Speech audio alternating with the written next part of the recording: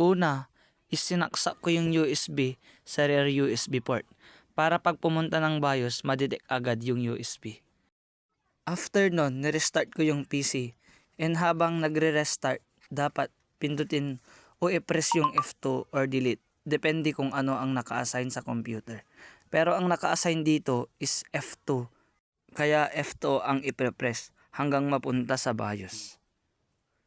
Wait lang guys, hintayin nating mapunta siya sa BIOS.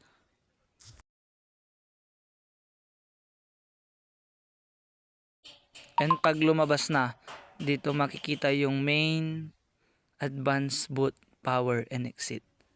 And sa main, dito makikita ang date, time, at ibang information ng CPU.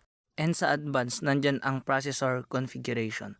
And dyan, wag na lang kayong maggalaw dyan. Pinakita ko lang pero wag na nating galawin yan. And USB configuration, dapat naka-enable silang dalawa. Kasi pag naka-disable yung front USB and rear USB port, kahit anong gawin mo, di gagana yan. Kaya dapat naka-enable silang dalawa para pag maisasaksak kang USB, mapa-front o rear USB port ay madidetect and gumagana. And dito naman sa boot, makikita natin yung boot mode natin. Pwedeng legacy o UEFI yan. Pero mas sanay ko yung UEFI kaya yan ang pipiliin ko. Sa first boot is yung USB name dapat. Sa second boot naman is dapat naka Windows Boot Manager yan. And yung tatlong yan dapat naka-disable silang tatlo. Sa power naman, dito makikita yung easy recovery at iba pa. Sa security naman is dito makikita yung mga password na nakasave kung meron man. And after ma-set up yung BIOS, F10, then enter. Then pag na-enter na, press any key lang, maliban sa F2 and delete.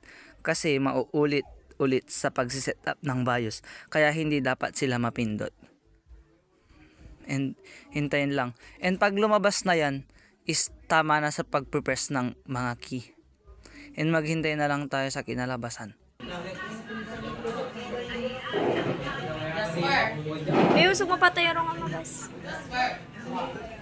Dinalaak. Ito ba, 2 minutes na eh.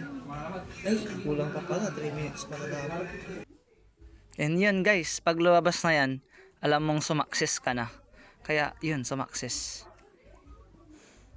And yan, pag lumabas yan, mapupunta ka na sa installation. Pero wag muna nating galawin yan. Yun lang naman. Thank you.